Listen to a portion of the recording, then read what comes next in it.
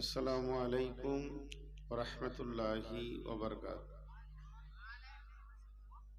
কে বলছে রে আলাইকুম?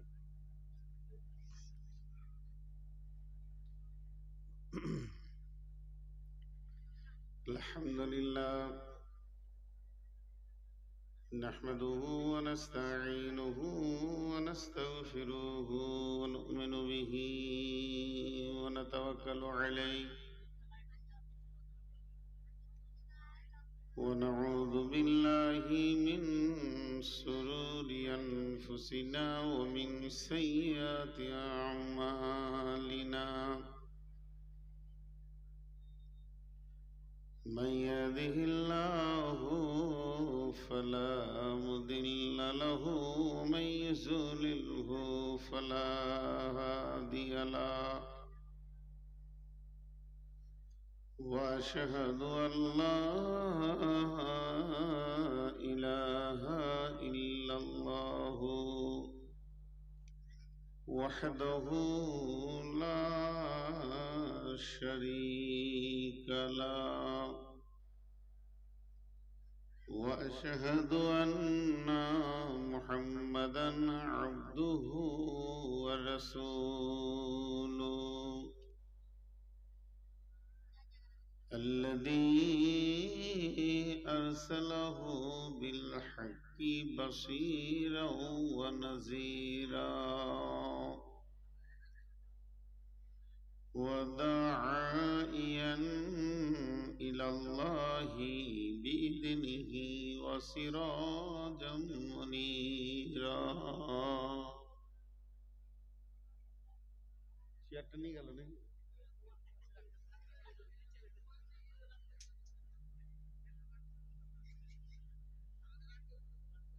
أما بعد فإن خير الحديث كتاب الله وخير الهدي هدي محمد صلى الله عليه وسلم وشر الأمور محدثاتها وكل محدثة بدعة وكل بدعة ضلالة وكل ضلالة في النار فقد قال الله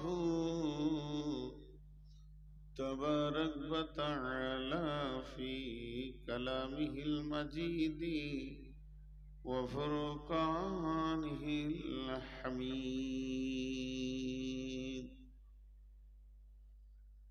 أعوذ بالله من الشيطان الرجيم قل تعالوا واتلوا ما حرم ربكم عليكم ألا تشركوا به شيئا وبالوالدين إحسانا ولا تقتلوا أولادكم من إملاق نحن نرزقكم وإياهم ولا تقربوا الفواحش ما ظهر منها وما بطن ولا تقتلوا نفس التي حرم الله إلا بالحق ذلكم وصاكم به لعلكم تعقلون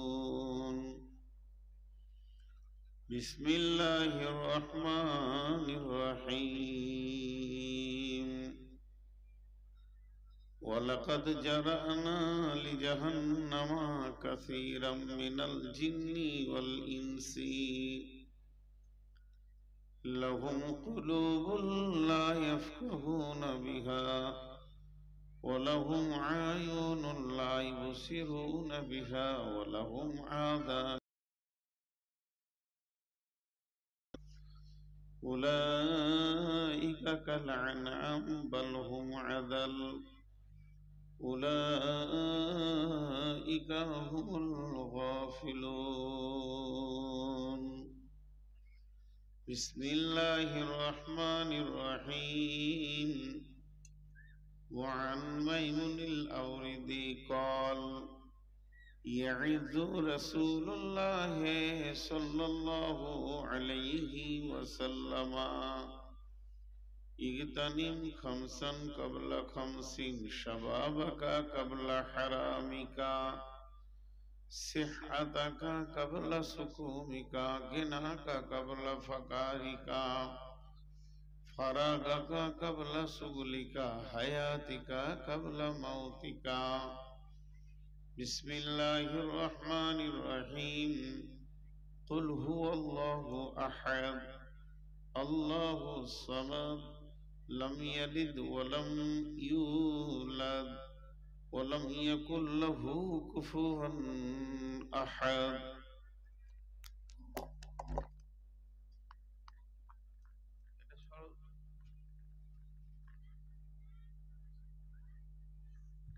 টেবিলগুলো আমার কাছে একটা এনে দাও, আমি হাত টেবিলের উপরে রাখি এবং একটা কোরআন শরীফ রাখি, এটা আমার অভ্যাস।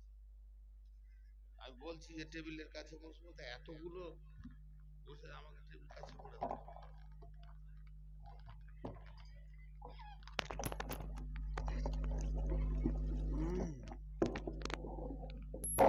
কোরআনের হাফেজ লয়, ভুল টুল হয়ে গেলে তখন দেখতে হয়, কার রে বাবা এটা।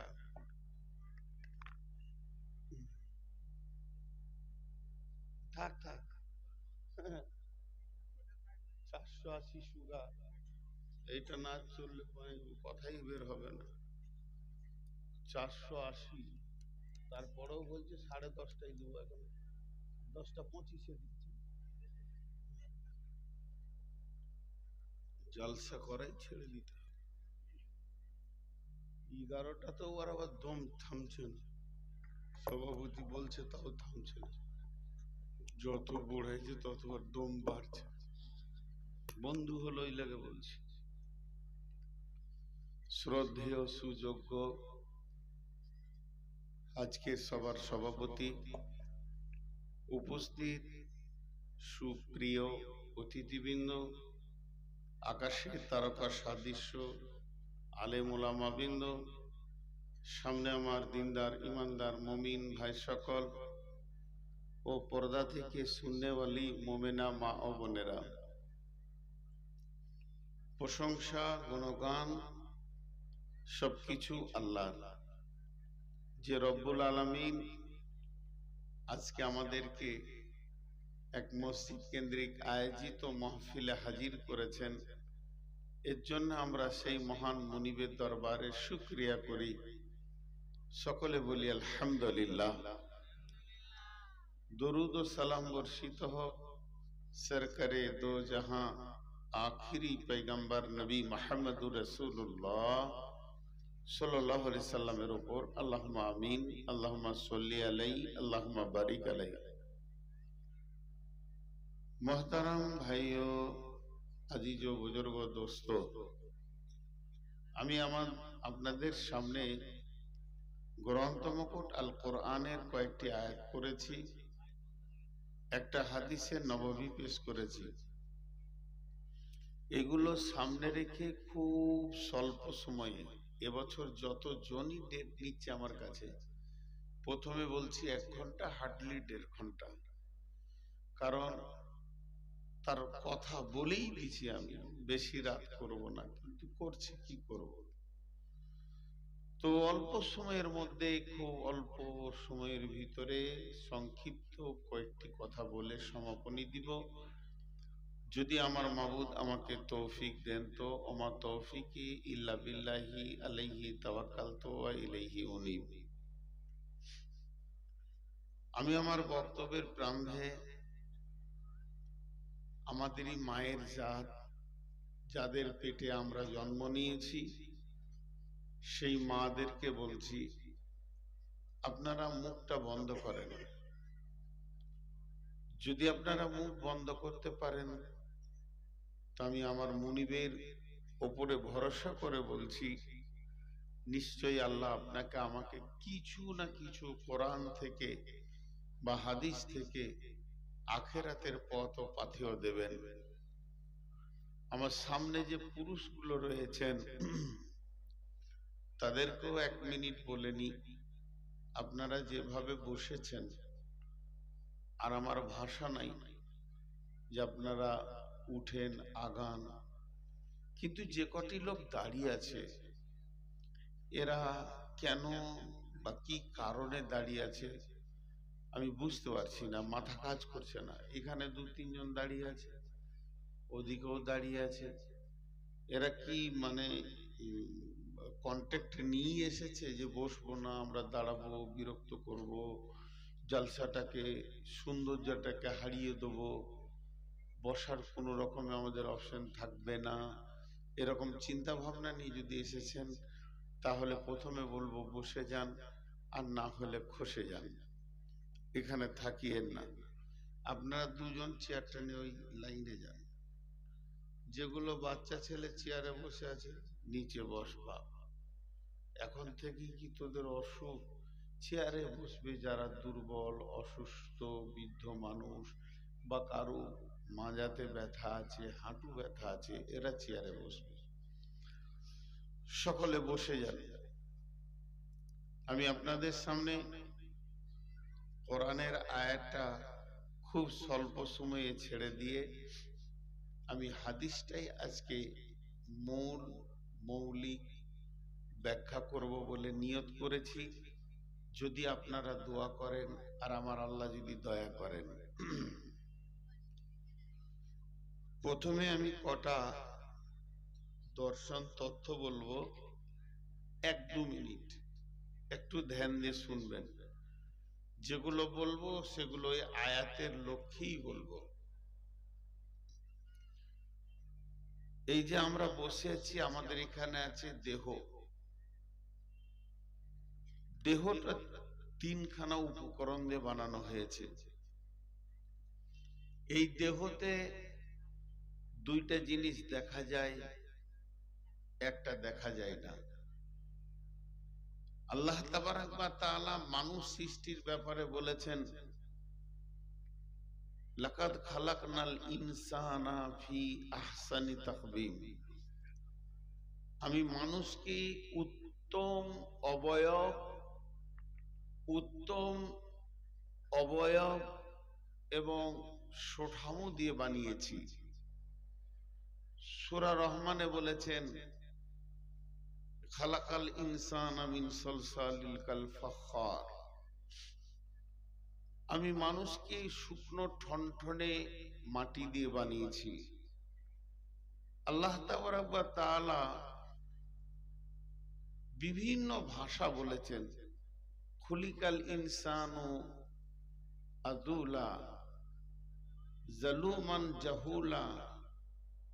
এগুলো হচ্ছে মানুষের বিশেষণ, মানুষের ভিতরে এগুলো ভরা আছে। জানে কম, বকবে বেশি। তো আল্লাহ তাবারাক ওয়া তাআলা তারপরও আমাদেরকে বানিয়েছেন সৃষ্টির সেরা। এমনকি জিব্রাইল মিকাইল ফেরেশতা থেকেও আমাদের মূল্য অনেক অনেক অনেক গুণে বেশি। রব্বুল আলামিনের যতগুলো সৃষ্টি আছে, তিনি যতগুলো মাখলুক পৃথিবীতে পাঠিয়েছেন, শ্রেষ্ঠ করেছেন মানুষকে। যেগুলো দেখা যাবে মানুষের শরীরে, একটা বাহ্যিক একটা অভ্যন্তরীণ। বাহ্যিক বলতে মাথা থেকে পা পর্যন্ত, মাথা, কান, চোখ, নাক, মুখ, জিভ, দাঁত, পেট, পিঠ ইত্যাদি ইত্যাদি ইত্যাদি। কিছু উপকরণ আল্লাহ দিয়েছেন ভিতরে, যার মধ্যে আছে কিডনি আছে, হার্ট আছে, লাংস আছে, আঁতুড়ি আছে, কলিজা আছে ইত্যাদি ইত্যাদি। এগুলো 2 ধরনের দেখা যায়। একটা হচ্ছে যদি আপনি এক্সরে ক্লিনিকে নিয়ে যান তো ছবিতে দেখা যাবে, আর যদি বলেন যে কাটবো তো কেটে দেখা যাবে। 3 নম্বর, মানুষের ভিতরে একটা জিনিস আল্লাহ দিয়েছেন, এটা অন্য প্রাণীকে দেয়নি মোটেই না, কাউকে কাউকে হালকা দিয়েছে। আর মানুষকে পরিপূর্ণ দিয়েছেন, 100-তে 100 দিয়েছেন। সেটা কি? বেশ কিছু জিনিস আছে, যেমন প্রেম, প্রীতি, ভালোবাসা, উদ্দীপনা, দুঃখ, বেদনা, হাসি, কান্না, হিংসা, পরনিন্দা, পরচর্চা, পরস্বীকারোত্তরতা, তারপরে শক্তি, সাহস, ভয়, ভীতি, এগুলো মানুষের ভিতরে আছে। মানুষ হাসে, কুকুর হাসে না, সারা জীবনে আর হাসার দরকার হয় না। মানুষ কাঁদে, মানুষের উদ্দীপনা আছে, মানুষ আবেগ প্রবণ হয়, অন্য প্রাণী আবেগ প্রবণ হয় না। মানুষের চেতনা আছে, একটা খাসির চেতনা নাই, কসাইখানাতে পাতা খায়। মানুষের চেতনা আছে, ওকে যদি বলা হয় কাল ফাঁসি হবে আর খেতে পারবে না। এই জিনিসগুলো আল্লাহ মানুষকে দিয়েছেন। তো বডিতে যতগুলো দিয়েছেন সবগুলোকে যদি এক কথায় শুনতে চান, তার নাম হবে দেহ বা শরীর। আর যেগুলো দেখা যায় না অথচ মানুষের ভিতরে আছে, মানুষটাকে পিড়ে রস বার করে দিলেও, মানুষটাকে কেটে টুকরো টুকরো টুকরো টুকরো করে দিলেও দেখা যাবে না, সেগুলো হাসি, কান্না, দুঃখ, বেদনা। এইটা টোটাল এক কথায় এর নাম হচ্ছে চরিত্র। চরিত্রের সাথে দেহের কোনো সম্পর্ক নাই, চরিত্রের সাথে দেহের কোনো সম্পর্ক নাই, চরিত্রের সঙ্গে দেহের কোনো সম্পর্ক নাই। হযরতে বেলাল দেখতে কালো ছিলেন, চরিত্র ছিল উজ্জ্বল বর্ণ। হযরতে বেলাল, তার চামড়া কালো, ঠোঁট কালো, ঠোঁট মোটা, নাক মোটা, বিভৎস চেহারা, কিন্তু চারিত্রিকটা ছিল সোনালী উজ্জ্বল বর্ণ।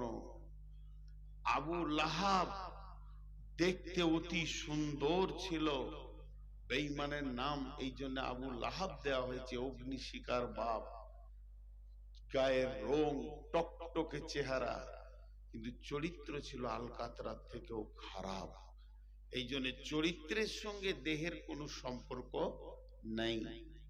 একটা মেয়ে অতি সুন্দর কিন্তু চরিত্র নোংরা, একটা মেয়ে দেখতে কালো, চরিত্র উজ্জ্বল হতেই পারে। বিধায় চরিত্রের সঙ্গে কোনো সম্পর্ক দেহের নেই।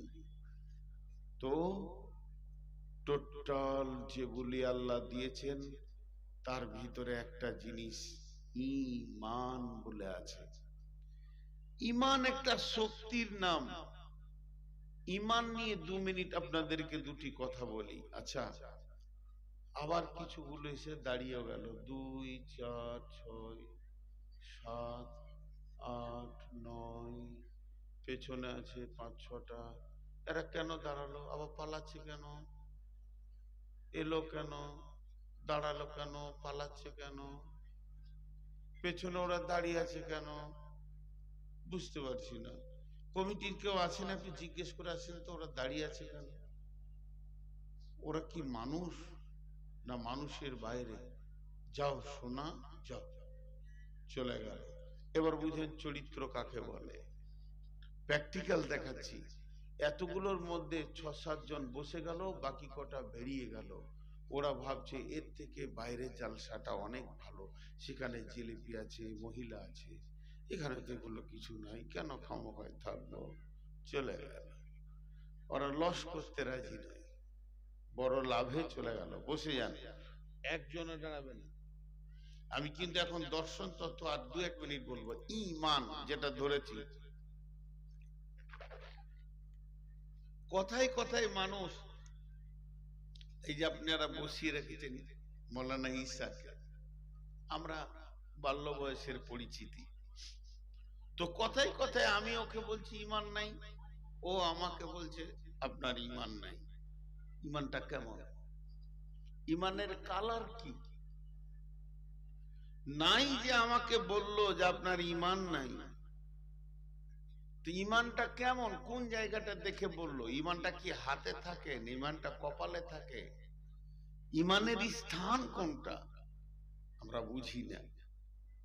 ঈমান, ঈমান এর আবিধানিক অর্থ হলো বিশ্বাস। আবার এসে চারজন দাঁড়ালো।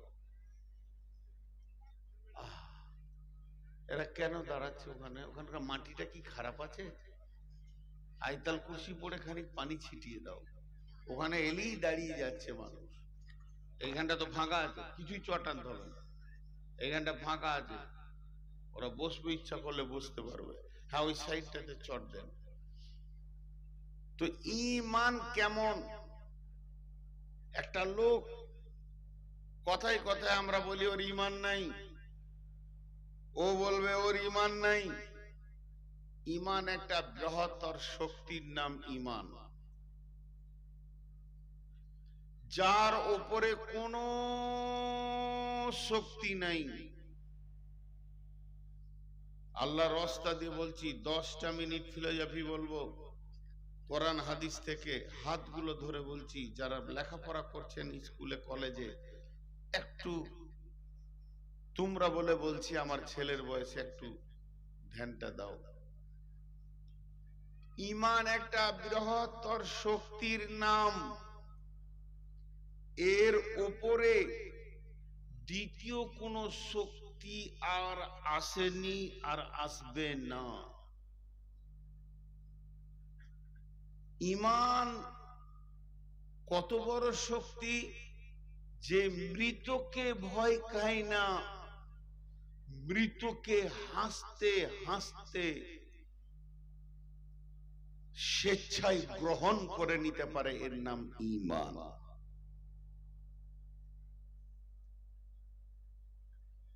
ঈমান নিয়ে 2টা মিনিট না বললে আজকের আয়াতটা আপনারা বুঝতে পারবেন না। এখন যদি একটা বোর্ড দেওয়া হয় আর ভালো শিল্পীকে বলা হয় একটা মাথার ছবি আঁকো, মানুষের মাথা এমনি করে তুলি দিয়ে এঁকে দেবে। যদি বলা হয় একটা হাতের ছবি আঁকেন তো এমনি করে এঁকে দেবে। যদি বলা হয় একটা পায়ের ছবি আঁকেন তো এমনি করে এঁকে দেবে। মানুষের মাথা, মানুষের চোখ, মানুষের নাক, মানুষের কান, মানুষের দাঁত, মানুষের পেট, মানুষের পিঠ, মানুষের হাত, মানুষের পা এঁকে দেবে। কিন্তু এই মানুষের ভিতরে একটা পার্স আছে যেটা দেখা যায়, আত্মা দেখা যায় না, তার কথা বলছি না। যেটা দেখা যায় তার রং আছে কিন্তু নিজস্ব কোনো রূপ নাই, তার রং হচ্ছে লাল। সেই পার্সটার নাম ব্লাড, যাকে আমরা রক্ত বলি। কিন্তু সে লম্বা না, সে চওড়া না, সে গোল না, সে ফুলের মতো না, সে কার মতো, এর কোনো একটা রূপ নাই। সে হলো তরল। সেই তরল ব্লাডটা হলো ঈমান। দেহটাকে ঠিক রাখার জন্য রক্তের যত দরকার, হাতের ক্ষমতা ঠিক রাখার জন্য রক্তের যত দরকার, মাথার ক্ষমতা ঠিক রাখার জন্য রক্তের যত দরকার, পায়ের ক্ষমতা ঠিক রাখার জন্য রক্তের যেমন দরকার। রক্তবিহীন যে বডির অংশে রক্তের সার্কুলার বন্ধ হয়ে যায়, এই হাড়টাতে যদি রক্তের সার্কুলার বন্ধ হয় তো হাড়টা আর উঠবে না, এরকম প্যারালাইসিস হয়ে যাবে। এই হাড়টা দিয়ে হাড়টাকে তুলতে হবে। তার মানে রক্তের সার্কুলার কমে গেলে যেমন একটা পার্স দুর্বল হয়ে যায়, ঈমান হলো আমলের ব্লাড, আমলের ব্লাড, আমলের ব্লাড। ঈমান ছাড়া নামাজ কবুল নাই, ঈমান ছাড়া রোজা কবুল নাই, ঈমান ছাড়া হজ কবুল নাই, ঈমান ছাড়া দান কবুল নাই, ঈমান ছাড়া আপনার কিনা সাদকা কবুল নাই, ঈমান ছাড়া আপনার হজ কবুল নাই, ঈমান ছাড়া যাকাত কবুল নাই। এক কথা, কোরআনের শুরু থেকে শেষ, হাদিসের শুরু থেকে শেষ, যত আদেশ, যত নিষেধ, যত জায়েজ, যত না জায়েজ, যত সুন্নত, যত অজিব, যত মুস্তাহাব, যত চলবে, যত চলবে না, যত হালাল, যত হারাম, যত নিয়ম, যত কানুন এসেছে, সমস্ত কানুনকে পূর্ণাঙ্গ পূরণ করতে পারে কে? যার ভিতর আছে ঈমানি শক্তি। ঈমান যদি না থাকে ওর দ্বারা কোনো আমল করা সম্ভব হবে না। আর ঈমানবিহীন যদি আমল করে আল্লাহর কাছে কবুল হবে না। ঈমান একটা বৃহত্তর শক্তির নাম। এই তোরা তিনজন উঠে বেরিয়ে যাবে, আর ক্যামেরা ফ্ল্যাক্স মারবে না বলে দিচ্ছি। বন্ধ করো, তুমি ক্যামেরা বাইরে রাখো, একদম তুমি ক্যামেরা এখানে দেবে। আমি এত বলছি যে ইউটিউবাররা আসিও না, ভালো লাগছে না, পিছা ছাড়ে না।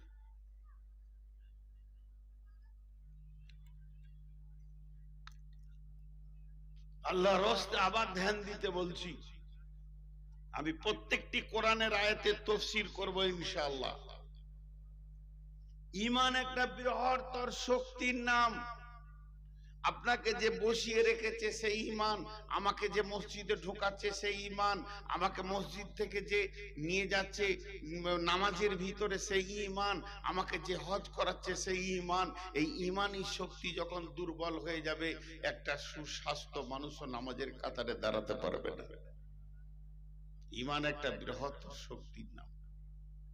বারবার বলছি, সারা পৃথিবীটা দুইটা আইনে চলছে, একটা গণপ্রজাতন্ত্র, একটা রাজতন্ত্র।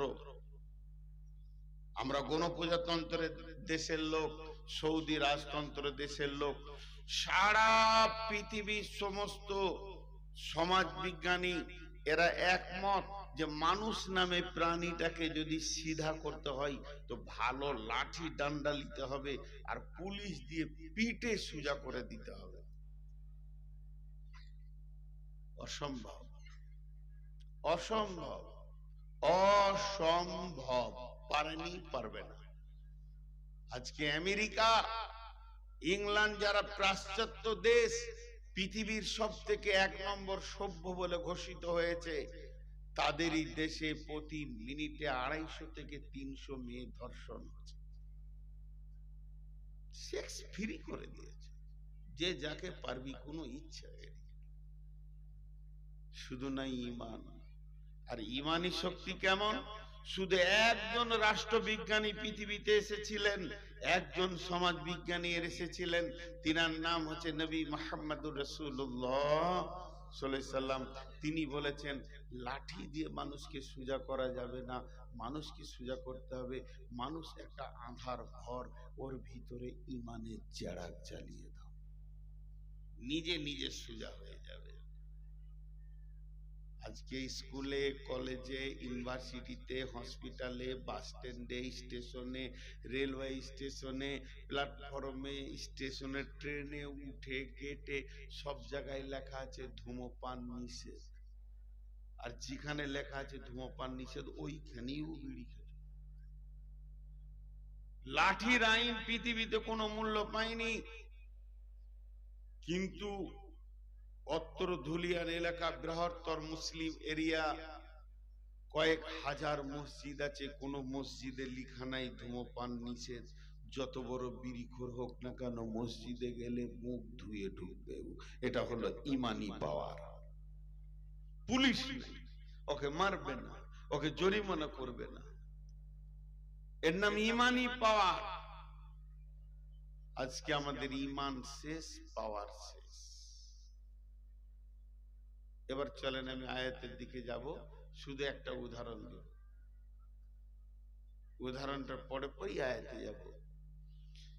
বিসমিল্লাহির রহমানির রহিম। ওয়ালাকাদ জারানা লিজাহান্নামা কাসীরাম মিনাল জিন্নি ওয়াল ইনসি লাহুম কুলুবুন লা ইয়াফকাহুনা বিহা ওয়া লাহুম আয়ুনুন লা ইউবসিরুনা বিহা ওয়া লাহুম আযানুন লা ইয়াসমাউনা বিহা উলাইকা কাল আনআম বাল হুম আদাল উলাইকা হুমুল গাফিলুন।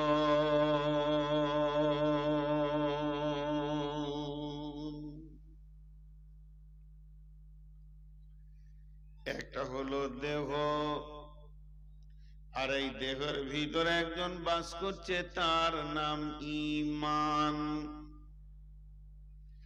ঈমান আল্লাহ দেন, একটা হলো ঈমান আর একটা হলো দেহ। একটা হলো দেহ আর একটার নাম ঈমান। দেহে যদি ক্যান্সার হয় তার ঠিকানা কবর। দেহে যদি ক্যান্সার হয় তার ঠিকানা কবর। আর ঈমানে যদি অলসতা আসে তার ঠিকানা জাহান্নাম। ঈমানে যদি অলসতা আসে তার ঠিকানা হবে জাহান্নাম। ঈমানে একবার যদি অলসতা নামে রোগে ঈমানকে ধরে নেই, ওর ঠিকানা হবে জাহান্নাম। দেহে ক্যান্সার যে কাজ করে, ঈমানে অলসতা সেই কাজ করে। যদি কোনো মানুষের দেহে ক্যান্সার হয়ে যায় আর ভাইরাসটা ছড়িয়ে যায়, তো সারা দুনিয়া জেনে নেই এই লোকটা এবার কবরে যাত্রী হয়ে গেছে। শুধু শ্বাসটা যেতে বাকি আছে, একে কবরে যেতেই হবে, বিকল্প কোনো রাস্তা নাই। আর যদি ঈমান নামে যে ক্ষমতাটা আপনার আমার দেহের ভিতরে রয়েছে, এই ঈমানের ভিতরে যদি একবার অলসতা এসে যায়, কোরআন বলছেন ওর ঠিকানা হবে জাহান্নাম। অলস ব্যক্তি কোনদিন জান্নাতে যেতে পারবে না।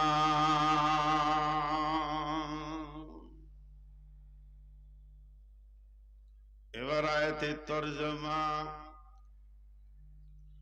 ওয়ালাকাদ জারানা লিজাহান্নামা কাসীরাম মিনাল জিন্নি ওয়াল ইনসি লাহুম কুলুবুন লা ইয়াফকাহুনা বিহা ওয়া লাহুম আয়ুনুন লা ইউবসিরুনা বিহা ওয়া লাহুম আযানুন লা ইয়াসমাউনা বিহা উলাইকা কাল আনআম বাল হুম আদাল উলাইকা হুমুল গাফিলুন। কিয়ামতের দিন আমি দল দল মানুষকে এবং দল দল জিনকে জাহান্নামের ইন্ধন বানাবো, জাহান্নামের লকড়ি বানাবো। আল্লাহ বলেন তাদেরকে জাহান্নামের জ্বালানি বানাবো, তাদেরকে দিয়ে আমি জাহান্নামের আগুনকে প্রজ্বলিত করব। কেন কেন? তাদেরকে একটা দিল দিয়েছিলাম, যে দিল দিয়ে তারা ঠিক মতো দিলকে কাজে লাগায়নি, দিল দিয়ে তারা আমার দিনকে ধাবন করেনি। তাদের আমি দুটি চোখ দিয়েছিলাম, চোখগুলো ঠিক কাজে লাগায়নি এবং চোখ দ্বারা যে কাজ করার কথা সেই কাজ তারা করেনি। তাদেরকে আমি দুটি কান দিয়েছিলাম, কানগুলো বড় নিয়ামত, যেটা শোনার কথা তারা শুনেনি। তাদের কানকে ঠিক জায়গায় ব্যবহার করেনি এবং তাদের মনুষ্যত্বের জীবন দিয়েছিলাম আমি। শূকর, কুত্তা, গরু, ছাগল, ভেড়া, খাসি বানাইনি, মানুষের মতো জীবন দিয়েছিলাম। তারা মনুষ্যত্বের জীবনকে গ্রহণ করেনি, তারা পশুর মতো চলাফেরা করেছে। শুধু এই পর্যন্ত নয়, তারা পশুর থেকেও নিচে চলে গেছে। এতগুলো কাজ তাদের দ্বারা হয়েছে। হয়েছে, তাদের চোখ গেছে, দিল গেছে, কান গেছে, মনুষ্যত্ব গেছে, পশু হয়ে পশুত্বটাও চলে গেছে। কেন কেন তারা এত নিচে নামলো কেন? এত খারাপ কাজ তার দ্বারা হলো কেন? আমার আল্লাহ বলছেন উলাইকা হুমুল গাফিলুন, তাদেরকে অলসতা ধরেছে, তাদেরকে অলসতা এমন করে আক্রমণ করেছে, ওই অলসতা তাদেরকে মনুষ্যত্বের জগৎ থেকে বের করে পশু করে তার নিচেও করে দিয়েছি।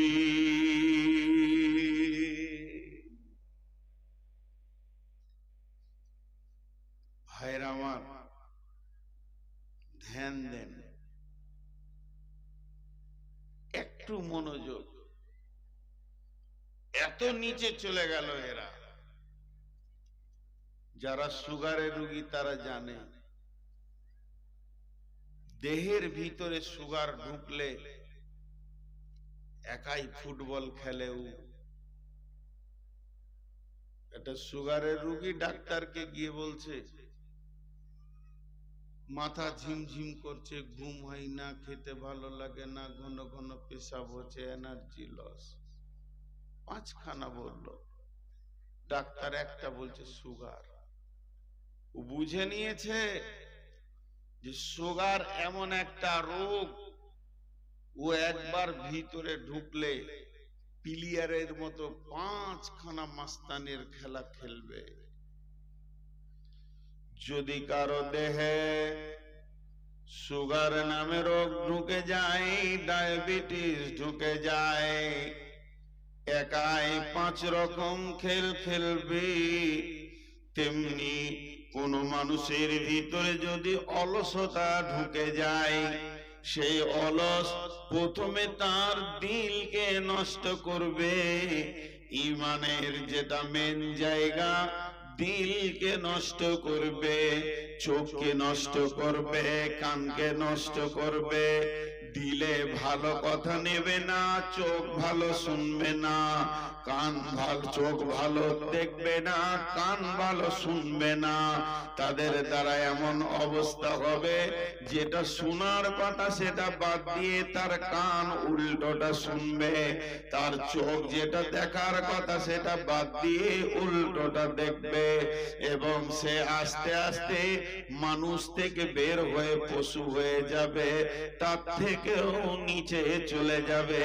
আল্লাহ বলছেন উলাইকা কাল আনআম বাল হুম আযাল, তার থেকেও নিকৃষ্ট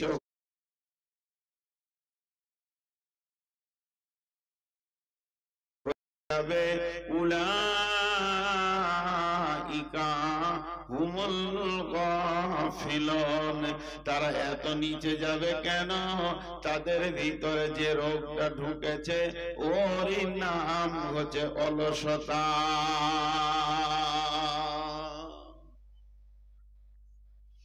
আমি হাদিসের দিকে খুব তাড়াতাড়ি যাওয়ার 5টা মিনিট টাইম দেন আপনারা এই আয়াতটার উপরে। মানুষ নিজেকে পশু বলতে চাই না। আপনাকে যদি আমি পশু বলি তো আপনি রাগ করবেন, আপনি আমাকে ঘুরিয়ে পশু বলবেন, তাহলে তুইও পশু, আপোষে ঝগড়া হবে। আমি একটা আয়াত বলে দিচ্ছি, এই আয়াতটা আপনার আমি, যেমন কোষ্টি পাথর আছে, মেটের এসে দিলে বলে দেবে এটা সোনা না, এটা রাং না, এটা রূপা না চাঁদি। এই আয়াতটা বলে দেবে আমি মানুষ না আমি পশু।